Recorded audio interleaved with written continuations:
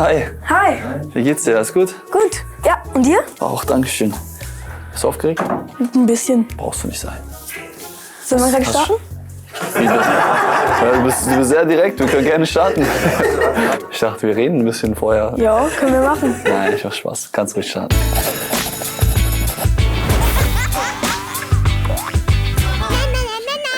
Ich habe gleich gelesen, dass du Mathe im Abi hattest. Stimmt das? Mathe ist nämlich auch mein Lieblingsfach. Ja, das stimmt tatsächlich. Ich hatte Leistungskurs sogar. Ich muss natürlich aber sagen, am Ende meines Jahres oder die letzten 2 Jahre hatte ich nicht mehr so viel Zeit, um da zu sein bei dem Matheunterricht. Dann war es ein bisschen schwierig.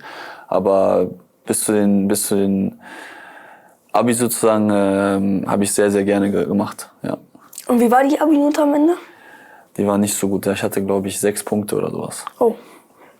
War das stressig mit Fußball und Schule? Du musstest bestimmt immer viel zum Training, oder?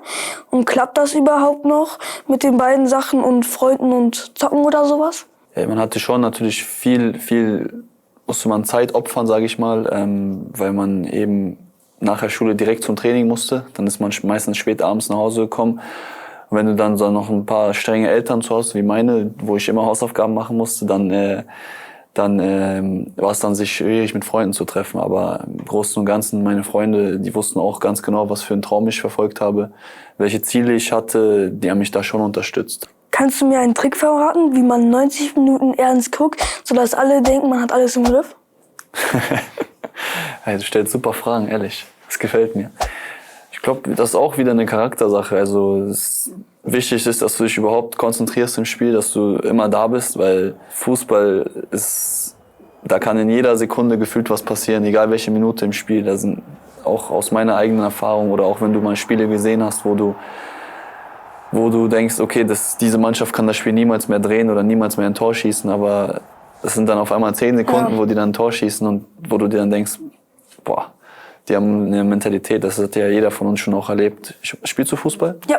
Wahrscheinlich du auch in deinem Verein schon mal in der letzten Minute ein Tor geschossen oder ihr als Mannschaft ein Tor gemacht. Das kann immer passieren, deswegen muss man immer bereit sein und da sein und bis der Schiedsrichter abpfeift, fokussiert sein. Darüber handelt auch so ein bisschen die nächste Frage. Also meine Mannschaft vom TuS Vosswinkel verliert öfters mal und alle sagen, die Abwehr ist schuld. Aber wie kann ich ihnen sagen so, hallo, wir sind doch ein Team, ohne jetzt irgendwo Ärger zu kriegen? Also ich aus meiner Erfahrung sage immer, dass die Jungs vorne das Allerwichtigste in erster Linie sind für uns Abwehrspieler, weil wenn die es gut machen, wenn die gut vorne anlaufen, dann müssen wir einfach hinten weniger verteidigen. Und wenn du jetzt anstatt 30 Angriffe nur 15 verteidigen musst, dann hast du einfach eine höhere Wahrscheinlichkeit, dass du die Angriffe verteidigst, weil die Konzentration noch da ist, weil wenn du permanent einen Angriff nach dem anderen bekommst, dann kannst du die nicht mit deinen 100% verteidigen, sondern da fehlen dann ein bisschen die Körner, dann das zu verteidigen. Deswegen ist vorne der Sturm extrem wichtig, was Defensive angeht, für mich. Und ich glaube auch, wenn das gut funktioniert vorne ist, sieht man als Verteidiger dann auch einfach gut aus. Wenn du richtig gute Laune hast, singst du dann im Auto mit oder bist du eher so der Ich bin zu cool Typ? Und wenn ja, was singst du für Lieder? Also ich höre gerne Rap tatsächlich. Und ja, doch, ich bin schon, wenn es mal meistens nach Siegen, dass ich dann schon mal auch laute Musik im Auto anmache und mit singe. Meinst du, deine Kinder werden auch mal Fußballprofi? Ja, ich habe 2 Mädels, sind beide noch, spielen gerne zwar Fußball, gucken es auch gerne, aber sind eher so Ballett- und Tennis-Typen. Bist du als Papa streng? Das ist eine echt gute Frage, ey. Sind deine Eltern streng? Ja, je nachdem. Ab und zu mal, ne? Ja, weil ich glaube, Kinder, also meine versuchen immer einige Sachen, um uns ein bisschen auszutricksen. Das hört man sich dann 2-3 Mal an. Und dann, wenn die nicht hören, natürlich muss man halt ein bisschen strenger sein, damit die es auch verstehen, weil, wie gesagt, es gibt natürlich auch Risiken, die Kinder noch nicht abwägen können, meiner Meinung nach. Und ja, aber grundsätzlich, glaube ich, bin ich eher ein ruhiger Typ. Aber wenn dann 5, 6, 7 Mal nicht gehört wird, dann kann ich auch schon mal lauter werden. Aber das passiert wirklich sehr, sehr selten. Kenn ich. Ja. Bist du lange traurig nach Niederlagen?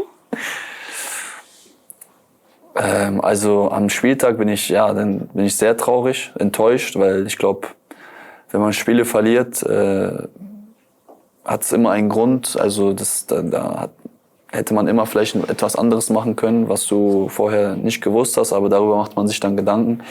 Aber heutzutage ist Fußball so schnell, also du hast wirklich innerhalb von 2-3 Tagen schon wieder das nächste Spiel, da hast du keine Zeit, lange traurig oder enttäuscht zu sein. Aber das musst du dann schnell abhaken und ich glaube, das ist auch die Kunst dann, um immer 100% Leistung bringen zu können. Wenn du dann das Spiel schnell genug abhakst, dann bist du einfach im anderen Spiel dann schneller wieder da.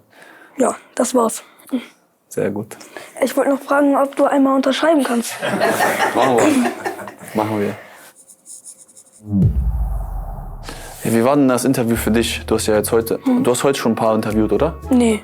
Achso, ich bin der Erste? Achso, okay. Wie war denn das Interview für dich? Ich fand's halt sehr interessant, auch halt besondere Fragen, so auch halt Tipps so vom Profi zu kriegen und so. Ja.